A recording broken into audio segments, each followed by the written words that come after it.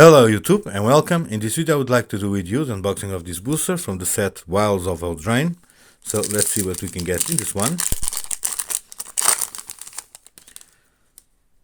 So we start with Slumbering Keep Card, Bellowing Bruiser, Wicked Visitor, Troublemaker Oath, Diminisher Witch,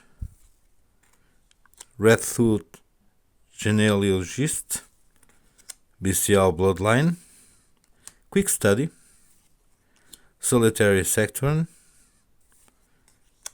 Archive Dragon,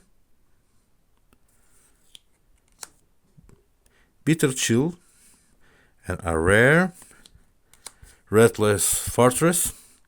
So he enters the battlefield, tap it for a white or a black mana, and for 4 Reckless Fortress become a 1/4 white and black nightmare creature until the end of the turn, and is still a land.